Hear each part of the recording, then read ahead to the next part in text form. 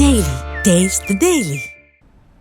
వర్షాలపై ఎప్పటికప్పుడు అప్రమత్తంగా ఉన్నామని అన్నారు టీవీ9 తో బండి సంజయ్. హెలికాప్టర్ కోసం మంత్రులు మమ్మల్ని సంప్రదించారని, నిన్న వాతావరణం అనుకూలించకపోవడంతో హెలికాప్టర్లని సహాయక చర్యల్లో వినియోగించుకోలేకపోయామన్నారు.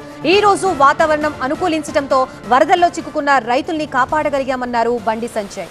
అధికారులు నేతలంతా సమన్వయంతో పనిచేస్తున్నామన్నారు. వర్షాలు వరదలపై ప్రభుత్వం ఎప్పటికప్పుడు సమీక్షలు చేపట్టాలని బండి సంజయ్ కోరారు. దీనిపై మరింత సమాచారం మా సీనియర్ కరెస్పాండెంట్ సంపత్ అందిస్తారు. సంపత్,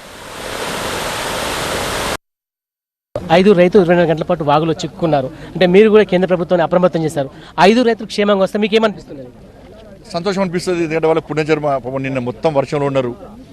కొంచెం ఫ్లో ఎక్కువైతే ఇవాళ వాళ్ళు చాలా ప్రమాదకర పరిస్థితులు వచ్చేటి.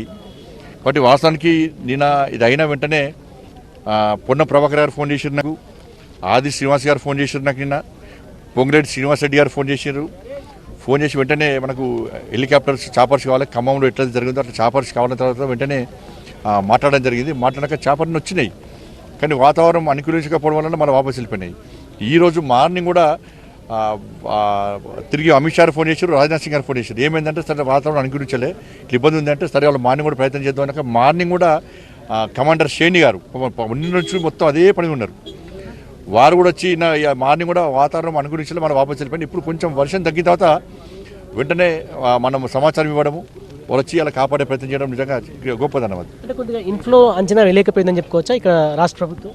సరే, అది ఇన్ఫో అంచనా వేయడం అనేది తర్వాత విషయం. అది కానీ ఇప్పుడు జరుగుతున్నాయి. మీరు ఆల్రెడీ 24 గంటల పాటు రైతు ఉన్నారు, వారితో మీరు మాట్లాడారు. మీకేమనిపిస్తుంది ఆపరేషన్లో పార్టిసిపేట్ అవ్వండి? సంతోషం అనిపిస్తుంది. ఎందుకంటే నేను కూడా స్వామి గారితో వాళ్ళతో మాట్లాడినా, వాళ్ళు ఆపరు టెన్షన్లో ఉన్నారు. మీరు ఏం అధైర్యపడకండి, ధైర్యంగా ఉండండి, మిమ్మల్ని కాపాడే బాధ్యత మాది.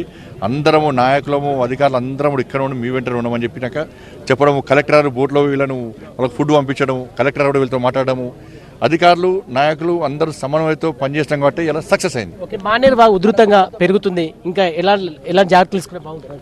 తీసుకోవాలి. ప్రభుత్వం వెంటనే సమీక్ష నిర్వహించాలి, అధికారులతో సమీక్ష నిర్వహించి నెక్స్ట్ ఇక్కడ ప్రమాదకర పరిస్థితుల్లో అక్కడ ప్రజలను అప్రమత్తం చేయాలి, వాళ్ళ వెంటనే షిఫ్ట్ చేసే ప్రయత్నం చేయాలి. ఎందుకంటే వర్షం చెప్పిరాదు, వర్షం భారీ వర్షాలని అంటున్నారు. కాబట్టి ప్రజలను అప్రమత్తం చేసి వాళ్ళని కాపాడాల్సిన బాధ్యత ఉన్నది. ప్రజలు కూడా అధికారులకు ప్రభుత్వాలకు సహకరించాలి. మొత్తానికి లోతట్టు ప్రాంత ప్రజలు మరింత అప్రమత్తంగా ఉండాలని కేంద్ర సహాయ మంత్రి బండి సంజయ్ కూడా సూచిస్తున్నారు. అదే కాకుండా అధికారులు కూడా ఎప్పటికప్పుడు కూడా అప్రమత్తంగా ఉండి ప్రజలను మరింత అప్రమత్తం చేయాలని కూడా ఆయన చెప్తున్నారు. కెమెరా పర్సన్ సలీంతో సంపత్, టీవీ9 గంభీరావుపేట.